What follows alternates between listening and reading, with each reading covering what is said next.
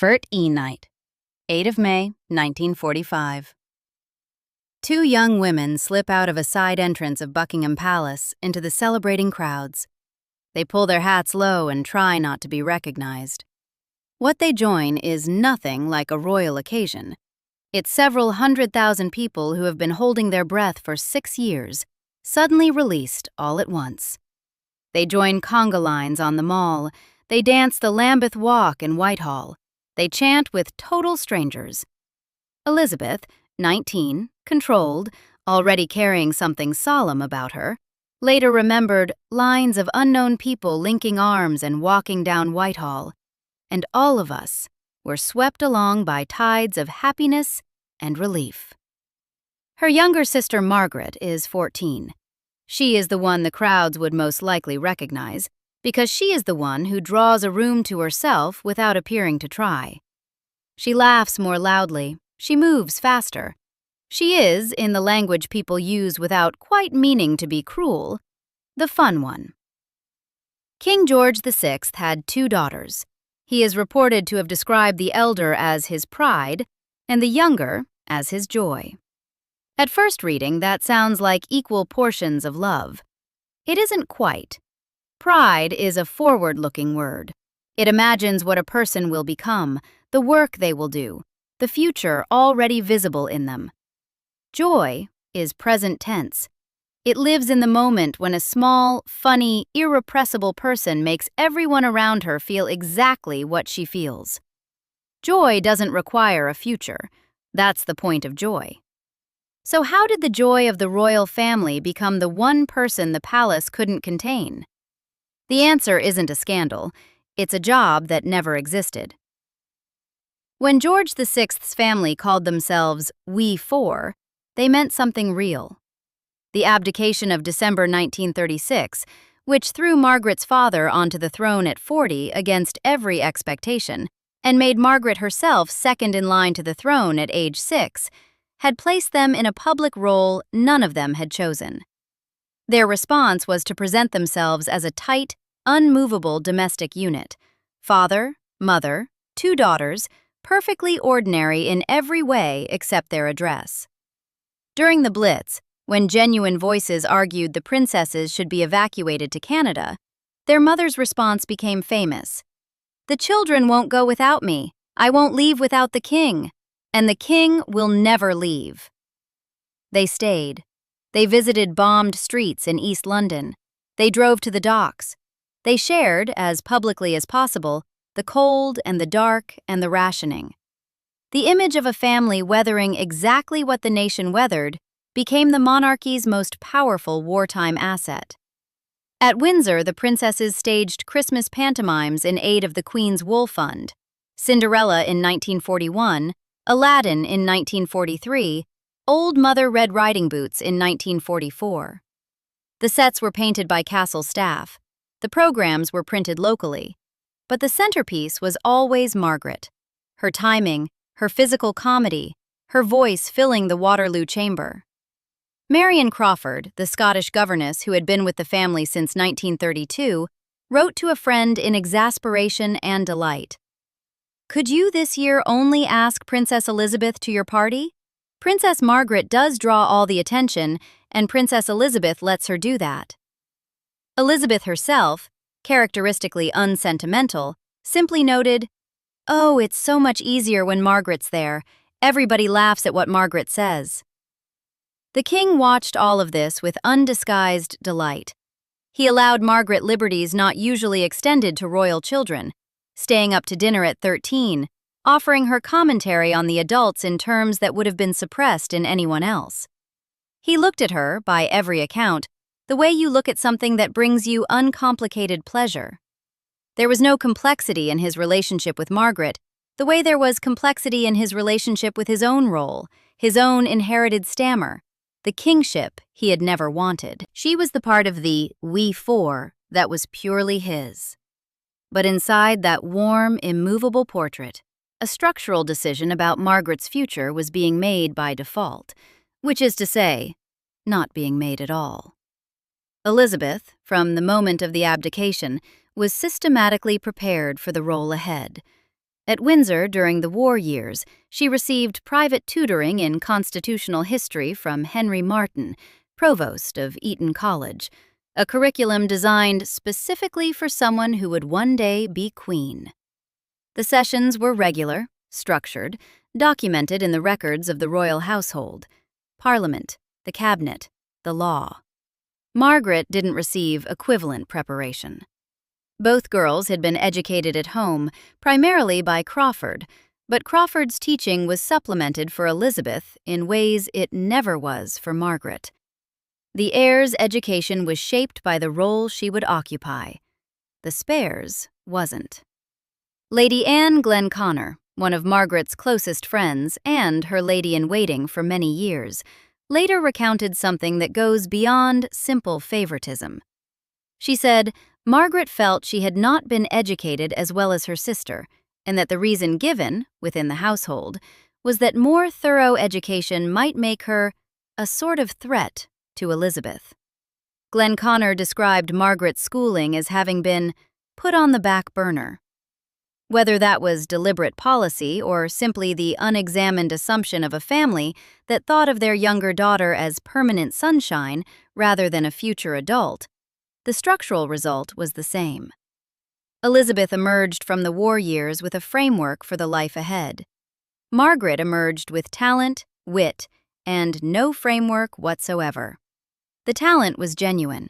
Music was its most documented expression. Not a princess's parlor gesture, but something practiced and felt, something that went where formal education didn't. Friends and those who knew her privately described an ability at the piano that was real and serious. She knew Scottish folk songs from memory, show tunes from the West End, piano concertos. She sang with commitment, not performance. In later life, she would spend hours at the keyboard with friends at Kensington Palace, playing until 2 a.m. while guests sat and listened without wanting it to stop. Classic FM photo captions from public appearances document the consistency of the accounts. There are stories of Princess Margaret playing and singing the songs of the shows, of the day.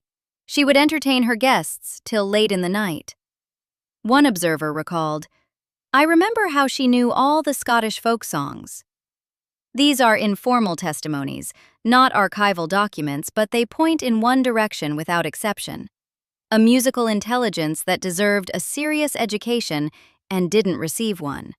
When Elizabeth joined the Auxiliary Territorial Service in 1945, learning to drive and service vehicles, doing something real with her hands in a real military context, Margaret was devastated to be too young to qualify.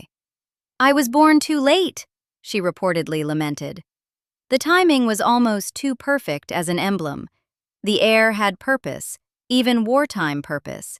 The spare watched from the window, 14 years old, with more gifts than she'd been given any plan for. Peter Wooldridge Townsend was born on 22 November 1914 in Rangoon, Burma, son of a British Indian Army officer, educated at Haileybury College, commissioned into the Royal Air Force in the mid-1930s. By the time the war came, he was one of the most decorated fighter pilots in the service. On 3 February 1940, leading B Flight of No. 43 Squadron from RAF Acklington in Northumberland, Townsend was one of 3 Hurricane pilots who shot down the first enemy aircraft to crash on English soil during the war. A Heinkel HE-111 of KG-26 brought down near Whitby, North Yorkshire. The following day, he visited the bomber's wounded rear gunner in hospital. He later described the visit in terms of shared humanity, a recognition that beneath the war, they weren't really enemies at all, just human beings.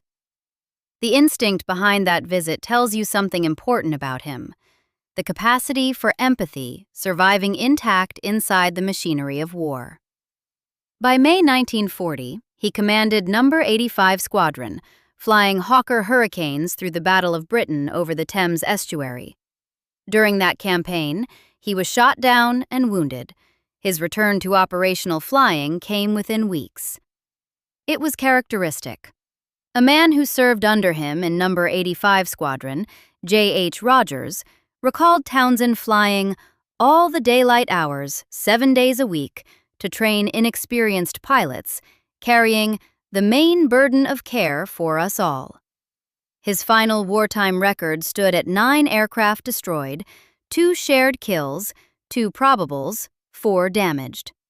His Distinguished Service Order citation, awarded May 1941, recorded over 300 operational sorties, including 95 at night, praised his excellent, courageous, and well-thought-out leadership, and attributed his squadron's relatively light casualties directly to his command. As the air campaign ground on into its second year, Townsend recalled, "We became hardened killers who had no thought but for destroying the enemy." The tenderness of the hospital visit and the hardness of that sentence coexisted in the same man, which is what made him, ultimately, someone you could believe in. His medals were sold at auction in June 2021 for £260,000 through Dix Noonan Webb. The DSO, the DFC, and Bar, the 1939-1945 star with Battle of Britain clasp. They were earned ones. In 1944, at 29, Townsend was appointed equerry to King George VI, a temporary assignment made permanent the same year. He had married Rosemary Pauley on 17 July 1941, and they had 2 sons, Giles and Hugo, living at Adelaide Cottage on the Windsor estate. The king, by several accounts, regarded this calm, efficient war veteran as the son he never had. He trusted Townsend with the mechanics of his daily life, the smooth functioning of royal engagements, the details that make a working royal possible, and trusted him also with something harder to define, the family's sense of continuity when the public world was disorienting. Townsend was a steady presence in a world that had required steadiness under pressure. When Townsend arrived at Buckingham Palace on his first day as equerry, Elizabeth reportedly said to her 13-year-old sister, "Bad luck, he's married." The anecdote appears in multiple biographies, attributed to royal household sources, and whatever its precise accuracy, it captures something real about the house's atmosphere. Townsend was immediately noticed, immediately considered. Gossip columnists who followed the royal family barely factored him as a serious candidate for Margaret's affections, precisely because he was so much a part of the furniture, so present and so trusted. That familiarity was doing its work below the surface of observation. On 1 February 1947, the royal family sailed for South Africa. George VI, the Queen, Elizabeth, and Margaret, with Townsend serving among the equerries. For Margaret, now 16 approaching 17, this was her first time outside Britain. The country she stepped into was vast and flat and sunlit, the landscape nothing like Windsor or Balmoral. She later said she remembered every minute of it. The 3-month tour moved by royal train along thousands of miles of South African railway. Margaret and Elizabeth were lent horses near the rail stops by local families and went riding through the Highveld with the king's equerry as their chaperone. Townsend, correct and formal, occasionally sharp in tone when Margaret pushed the boundaries of what was scheduled. Contemporaneous accounts note the sharpness.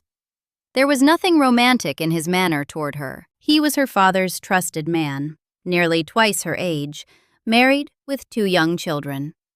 She was the younger princess, spirited and difficult to contain, and he managed her the way a good equerry manages anything, professionally, without sentimentality.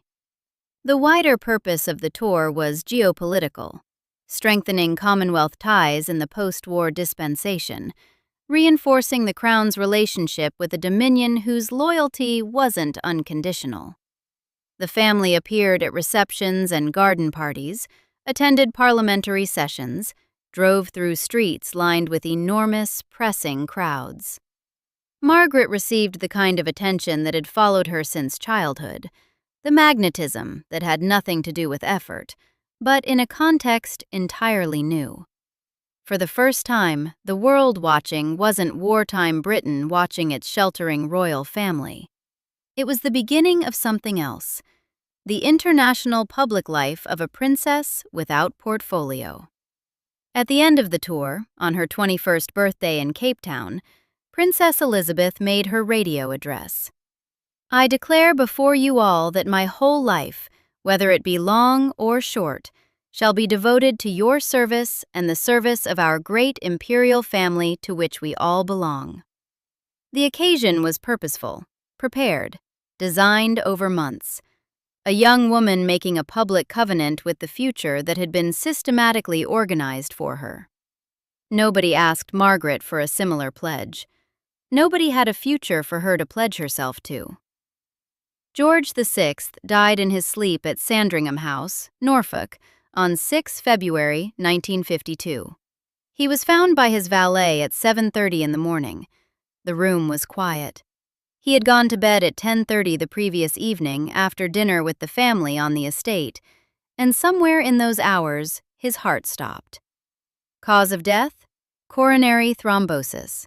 He had undergone a lung operation the previous September. Surgeons had removed a lung, and never fully recovered. He was 56 years old.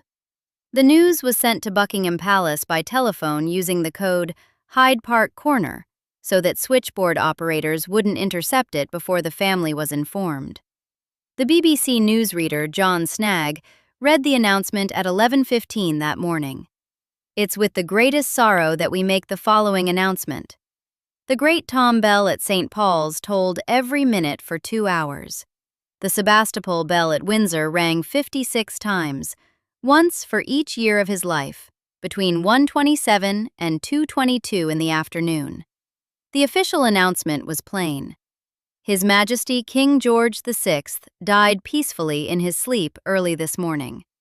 The Queen, from this moment the Queen Mother, and Princess Margaret were both at Sandringham. Elizabeth was in Kenya at the Treetops Lodge, on a Commonwealth tour, watching wildlife at a waterhole as the hours turned. She flew back as Queen Elizabeth II. Margaret wrote of her father afterward, "He was such a wonderful person, the very heart and center of our happy family." She was prescribed sedatives to help her sleep in the weeks following. She attended church sometimes twice daily in the immediate months, her religious faith, always present, becoming the thing she reached for when she had nothing else to hold. She resumed public engagements in April and returned to the social world when official mourning ended in June. American newspapers, watching from a distance, noted her increasing vitality in the summer months and speculated she must be in love. They weren't wrong. Two things happened simultaneously on 6 February 1952, and the second matters as much as the first.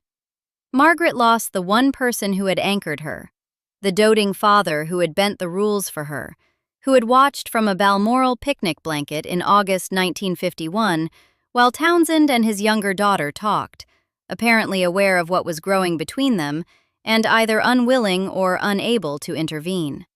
She lost him. And in the same breath, she lost her sister to the crown, not to estrangement. Elizabeth's loyalty to Margaret was never in question, but to the transformation of her sister's entire existence.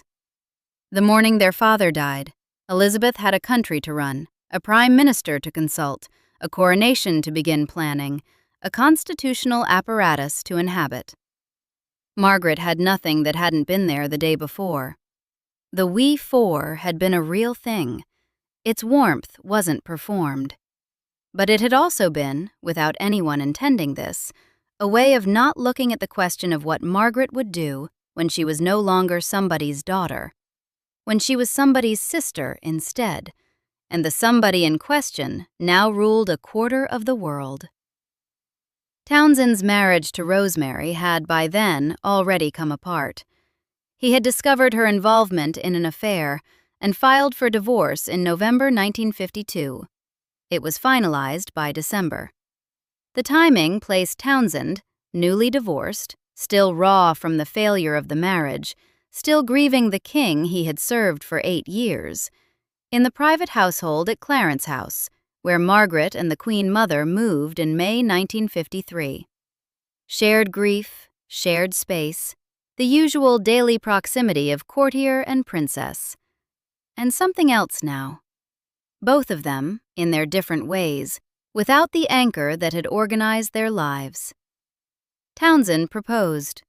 The Queen's private secretary, Sir Alan Lascelles, recorded that Townsend himself placed the proposal shortly before Christmas 1952, though many modern accounts date it to spring 1953, and the precise timing remains genuinely contested across the sources.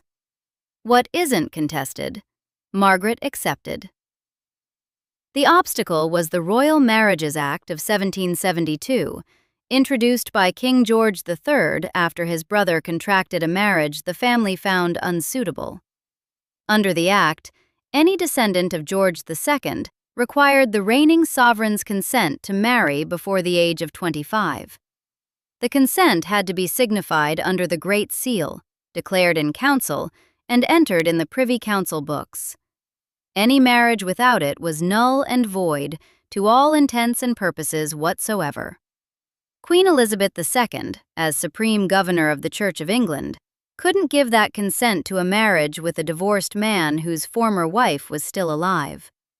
The Church of England, under Archbishop Geoffrey Fisher, installed since 1945, a disciplinarian by temperament, a defender of institutional positions with thoroughness, had one position on the remarriage of divorced persons: forbidden in church if the former spouse was still living. Lascelles advised the Queen. He told Townsend directly that he must be mad or bad to think this marriage was possible. Winston Churchill was consulted. Churchill had been present in 1936, had watched Edward VIII bring the monarchy to the edge of dissolution over a woman who was divorced, and had spent the intervening 16 years watching that wound scar over. He wouldn't see it opened again. His former private secretary, Jock Colville, recalled that Churchill didn't want to repeat the mistake of 1936. Margaret herself, in later years, would name both Lascelles and Churchill as the men who blocked her. Lascelles as the palace mechanism, Churchill as the governmental one. Then came the coronation. On 2nd of June 1953, in Westminster Abbey, Queen Elizabeth II was crowned before 8,000 guests and an estimated 27 million television viewers in the United Kingdom alone. Outside the Abbey, after the ceremony, in the crowd of thousands, a reporter spotted something. Princess Margaret reached toward Peter Townsend's uniform and brushed a piece of fluff from his lapel. A small, involuntary, intimate gesture. The kind of thing you do for someone without thinking. The kind of thing that exists below the level of calculation. It lasted perhaps 2 seconds. It was enough. The following day, the relationship was on the front pages of papers across the world. The Sunday People in London ran the story first, the American papers followed. The institution that had been managing the situation privately suddenly found it had no private situation left to manage. The machinery moved faster than it otherwise would have. On 15 July 1953, 6 weeks after the coronation, Townsend was posted as heir attaché to the British Embassy in Brussels. He had been offered 3 postings: Singapore, Johannesburg, or Brussels. He chose Brussels to stay within reach of his sons. The British ambassador in Belgium, Sir Christopher Warner, learned of the posting not through proper diplomatic channels, but from the newspapers, which tells you everything about the speed and the political motivation behind the departure. Townsend himself told the BBC in 1978 that he felt it had been a slightly disciplinary measure. The Royal British Legion's Brussels branch history uses the word that was always the accurate one: exile. For 2 years, Townsend lived in Brussels. Margaret lived in London. They wrote to each other nearly every day. The letters haven't been released. We know they existed because both parties confirmed it, and because the flow of the relationship, its ability to survive 2 years of physical absence under intense international scrutiny, is inexplicable without them. 2 years of daily correspondence isn't a waning attachment. It's a sustained private world maintained against the institutional world pressing from the outside. The public wasn't in step with the institution. Official Downing Street papers released to the National Archives in January 2004, 2 years after Margaret's death, reported by The Guardian, confirmed what press coverage had sensed in real time. Cabinet had privately conceded the marriage had the support of approximately 75% of the British electorate. The Daily Mirror ran front pages demanding Margaret make up her mind. Crowds gathered outside Clarence's house. Opinion polls tracked the sentiment in consistent terms. Among working families who had followed the royals since childhood, people who had watched the coronation on rented television sets, who had lined the streets for George VI's funeral procession, who felt the royal family as part of the fabric of their own post-war lives. The view wasn't complicated. They should have just let her marry him.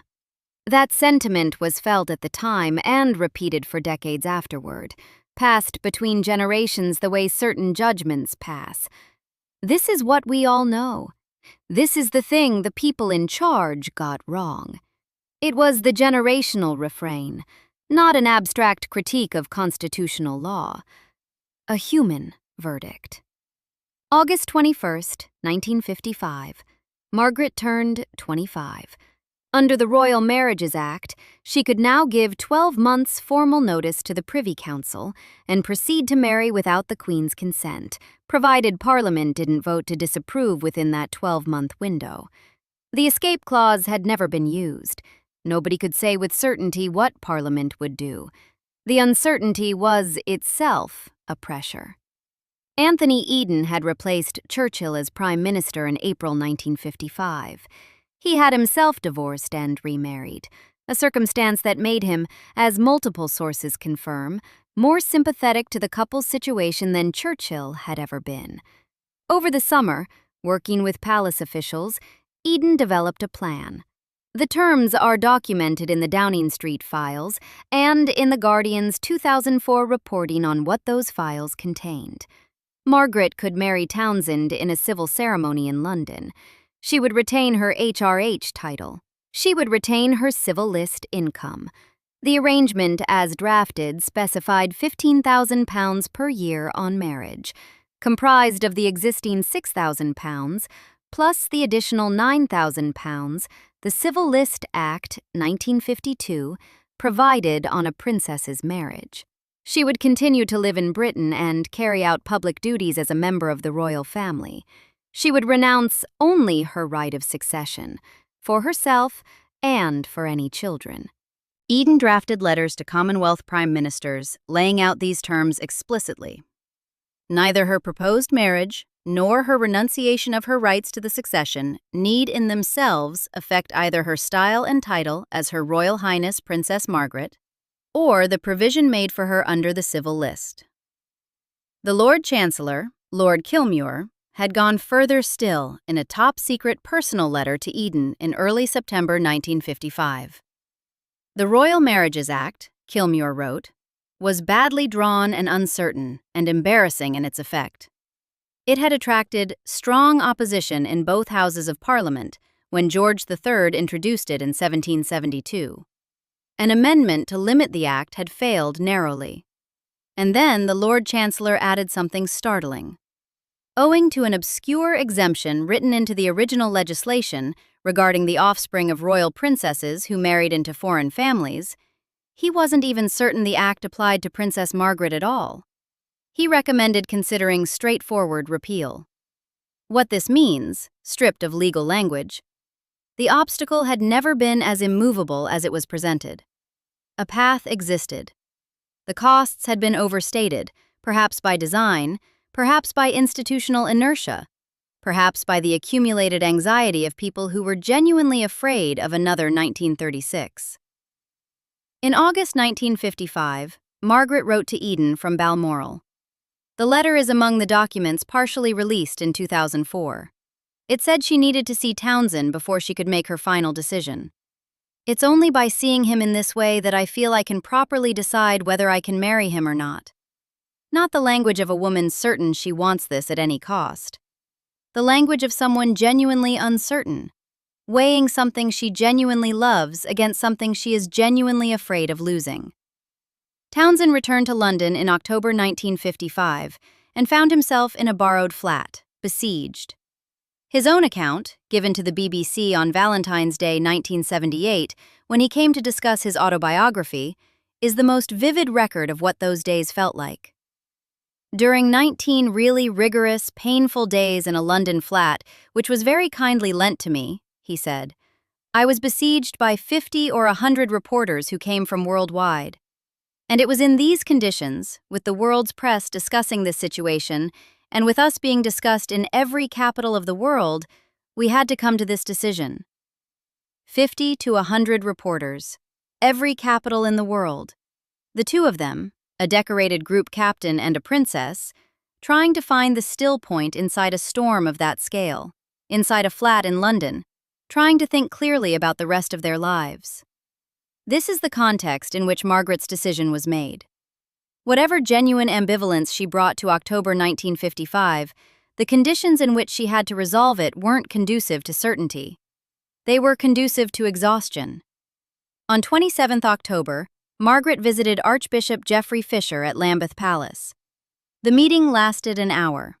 The palace said there would be no comment whatsoever on its implications. The Archbishop's chaplain told journalists outside, I can't give any information about it. The Church Times had already asked the faithful to pray for a special urgency at this time for the Queen and for the whole royal family, and that Princess Margaret may be guided and directed aright. The direction had already been communicated in every available register. Townsend visited Clarence House before Margaret left for Lambeth that afternoon, and again after she returned at 4, staying for 2 hours. What they said to each other in those 2 hours hasn't been recorded. On 31 October 1955, the BBC interrupted its scheduled programming. Newsreader John Snagg read a statement released by Clarence House. The statement was hers. I would like it to be known that I have decided not to marry Group Captain Peter Townsend. I have been aware that, subject to my renouncing my rights of succession, it might have been possible for me to contract a civil marriage. But, mindful of the Church's teachings that Christian marriage is indissoluble, and conscious of my duty to the Commonwealth, I have resolved to put these considerations before any others. I have reached this decision entirely alone, and in doing so, I have been strengthened by the unfailing support and devotion of Group Captain Townsend. I have reached this decision entirely alone. Against the documented record, Lascelles' intervention, Churchill's opposition, the Brussels exile, 2 years of separation, the Archbishop's counsel, the national press conducting a running referendum on her private life, 50 to 100 reporters in every capital. That sentence is the most contested claim in the statement. But it's her sentence. She chose its words, signed it, sent it. Something in her needed the world to know she had not been broken by the institution. She had chosen, herself, freely. Whether the world should have believed her is a different question from whether she meant it. Townsend, speaking to the BBC in 1978, said he still believed her decision had been absolutely right. I was hardly enough to compensate for these very serious, admittedly material, losses that the princess would have to suffer, he said. She would have been stripped of practically everything. The 2004 documents showed she wouldn't have been stripped of practically everything. She would have lost succession rights and a church wedding. The title, the income, the public life, those, the documents confirm, would have remained. Townsend said this in 1978 in good faith, believing what he and Margaret and everyone watching had been led to believe. He was wrong, in the most well-intentioned possible way. The picture that had been allowed to form, a choice between love and everything else, wasn't accurate. It was, at minimum, overstated. He went back to Belgium. In 1959, aged 45, he married Marie-Luce Jamagna, a 20-year-old Belgian tobacco heiress he had met the previous year. He spent his later years writing books on the Battle of Britain, on George VI, on the atomic bombing of Nagasaki, a memoir he titled Time and Chance. He died of stomach cancer on 19th June 1995 at Saint-Léger-en-Yvelines in France. He was 80. He and Margaret met for the last time in 1992 at Kensington Palace. They had lunch together. Afterward, they walked in the palace garden. Neither left an account of what was said. The Independent's obituary of Townsend noted, with a dry accuracy that carries its own weight, that he had developed a perceptible sense of relief that things turned out the way they did, observing that for men like Anthony Armstrong Jones, marrying into the royal family had proved an almost impossible undertaking. There is an argument that cuts through all of this, and it's the argument ordinary families made in 1955 and went on making for decades. They should have just let her marry him. If the institution had made a different choice in July 1953, if Townsend had not been sent to Brussels, if the 2 years of separation hadn't done their slow work on two people trying to sustain something from opposite ends of a continent, Margaret would have had the one thing that might have grounded her. The argument is sympathetic and probably right, but it stops short of the harder question underneath it. Margaret didn't arrive at October 1955 without a purpose solely because she loved a divorced man. She arrived there without a purpose because nobody, not her father, not the palace secretariat, not any of the prime ministers who managed the affair, had ever made a serious plan for what her adult life was supposed to contain. Townsend, had they married, might have solved the personal problem. He wouldn't have solved the institutional one. The vacancy was structural, not romantic. By the mid-1950s, she was patron or president of over 80 organizations: the National Society for the Prevention of Cruelty to Children, the Royal College of Nursing, the Girl Guides Association, St. John Ambulance, to Novus Cancer Care, the Invalid Children's Aid Nationwide, the West Indies Olympic Association, multiple ballet companies. In 1957, she became the first president of the Royal Ballet when the companies received their charter. Not a ceremonial title, but an active engagement with an institution she genuinely cared about and which valued her in return. That same year, the University of London awarded her an honorary doctorate of music. She made official overseas visits, representing the Queen in Yugoslavia in 1969, in Japan in the same period. A 1970 New York Times profile documented her schedule as 2 or 3 charitable engagements per week in London, plus international visits, plus inaugurations of youth centers and medical facilities across the country. The claim isn't that she had nothing to do. The claim is that there was no coherent strategic purpose threading those 80 organizations together. No distinctive long-term mission that drew specifically on who she was and what she was actually capable of. No answer to the question of what her specific combination of skills was meant to build toward. She was deployed, not developed. An heir is built around a role. A spare is assigned tasks. The difference matters more than it seems from the outside, because purpose isn't the same thing as activity, and a person intelligent enough to feel that distinction will feel it in everything. In the shapelessness of days that are individually busy and collectively empty, in the restlessness that the New York Times captured in a single word in 1970 and that followed her in every profile for 30 years. There is no documented record, none in the available archives, of any serious discussion at palace or government level about creating a specific long-term institutional role for Margaret. A Commonwealth portfolio, an arts brief, a defined office with staff and direction and expectations calibrated to her specific capacities. No recorded planning meeting, No memo proposing a structural mission. No discussion between the Queen's private secretaries and Downing Street about how the palace's second most visible figure was going to spend the decades ahead of her in a way that was coherent rather than incidental. The silence on this question, in an institution that generated paper on almost everything, is itself a kind of answer. The question was never seriously asked.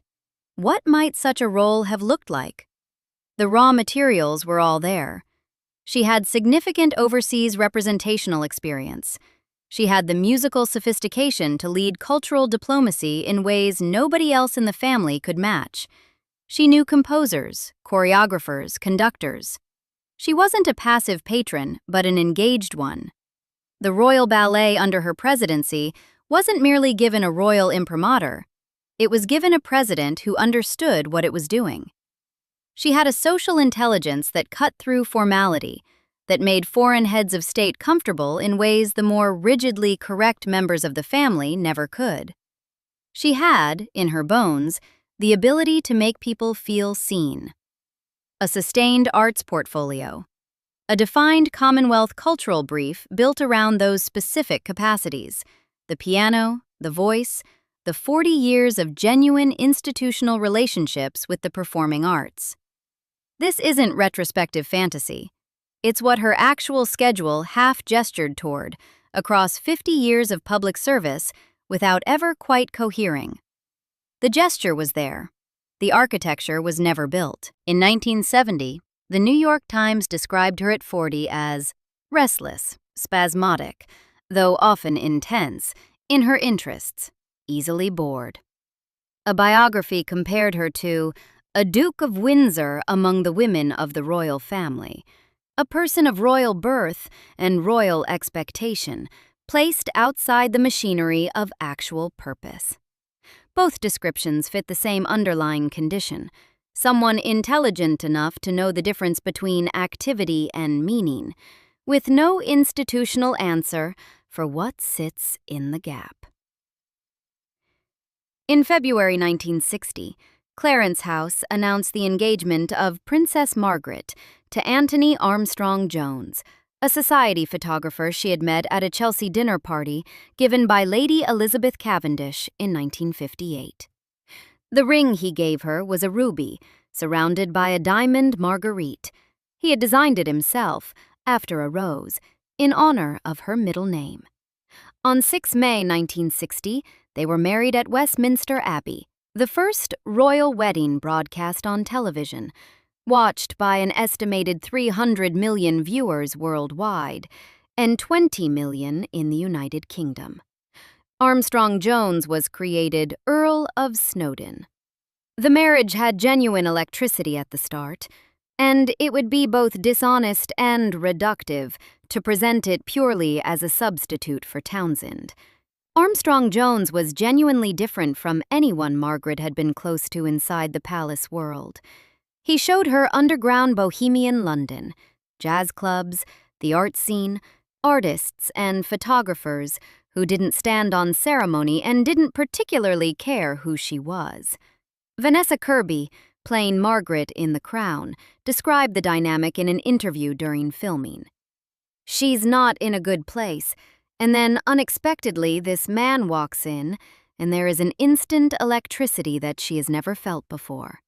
He showed this whole other side of life: underground bohemian London, jazz clubs, the art scene, the things that were always essentially her, but she never had access to inside these walls. Whether that captures the real thing, or only the dramatized version, is debatable, but the structural observation underneath it's sound. Armstrong-Jones offered Margaret a world the palace had withheld. 2 children came: David, Viscount Linley, born November 1961, and Lady Sarah Armstrong-Jones, born 1964. They used Kensington Palace as their primary London residence, Balmoral for the Scottish seasons, and Armstrong-Jones's own creative connections to fill a social world that was more interesting than anything Margaret had inhabited in the years since 1955. The separation came in 1976. The divorce was finalized on 11 July 1978, the first divorce by a senior member of the British royal family since the era of Henry VIII. The New York Times noted it with a brief item. Princess Margaret and the Earl of Snowdon announced today that they would be divorced, ending 2 years of formal separation and 18 years of marriage. Also in 1978, 3 months before the divorce was finalized, Peter Townsend appeared on the BBC's nationwide program to discuss his autobiography, Time and Chance. The broadcast date was Valentine's Day. He was 63. He spoke of his life and the decision of 1955 with the equanimity that had always been his characteristic register: calm, precise, offering no melodrama and no self-justification. Asked how he would feel if Margaret walked into the room, he said, "I should be delighted to see her, and I presume that if she walked into this room, it would only be because she would be delighted to see me." In the years that followed, she continued the public duties, continued serving the causes she had committed to over decades, continued being what she was in private: brilliant, difficult, funny, fully present with people she trusted. She gave a Bechstein piano to Roderick Llewellyn during their years together, and they spent hours at it singing. He later attempted a pop music career, releasing an album in 1978 titled Roddy that achieved, charitably described, limited commercial success. The piano survived. It went to auction in 2022, expected to fetch between £5,000 and £7,000. Margaret had put music into that object the way she had always put music into her relationships: carefully, personally, more than was required. Pneumonia in 1993, a first stroke in 1998, leaving her with partial vision loss. In March 2001, a further stroke paralyzed her left side, requiring a wheelchair from that point forward. She had stopped smoking in 1991 after decades of heavy use, but the damage wasn't undone. Her public appearances became rarer, then very rare. She withdrew from the formal schedule that had defined her weeks for 50 years. She died on the 9th of February 2002 at King Edward VII's Hospital in London, aged 71, following a final stroke. Her ashes were placed in the King George VI Memorial Chapel at St. George's Chapel, Windsor, alongside her parents. The We Four gathered again at Windsor, in the only form that remained possible. In January 2004, 2 years after Margaret's death, The Guardian reported on documents released to the National Archives at Kew. The papers were from Eden's 1955 Downing Street files, released early because of Margaret's death, but not fully released. Much of the correspondence remained withheld, under seals that wouldn't come off until 2057 or later. What was released showed the accommodation that had been offered in October 1955 wasn't the stark exile from royal life that both Margaret and Townsend apparently believed they were choosing between. The title would have remained. The income would have remained. The public duties and the British residency would have remained. An unsigned note in the file acknowledged with Whitehall's particular brand of bloodless candor that the marriage would do some harm, though not, of course, fatal harm, to the royal family.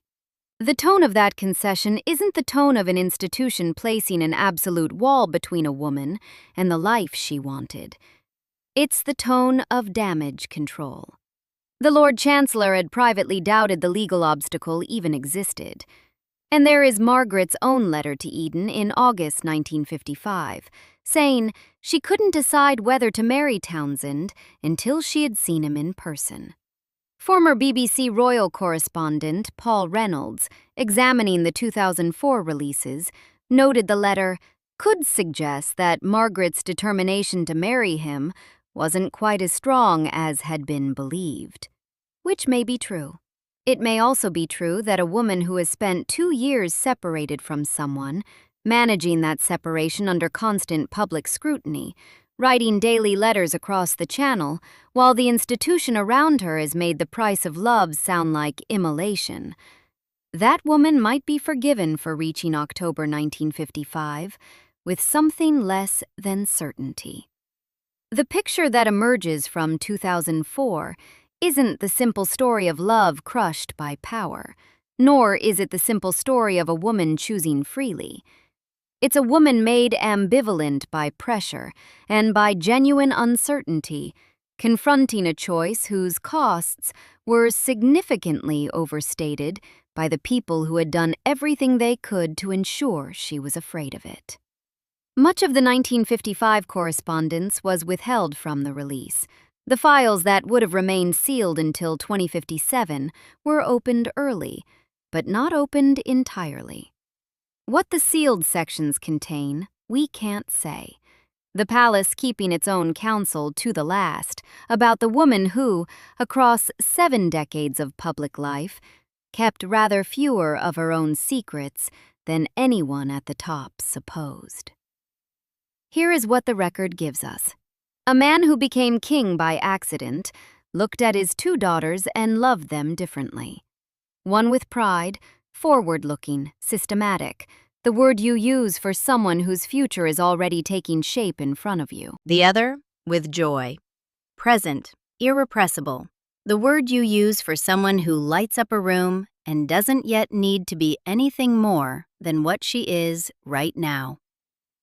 George VI died at 56 without being forced to answer the question of what joy was supposed to become.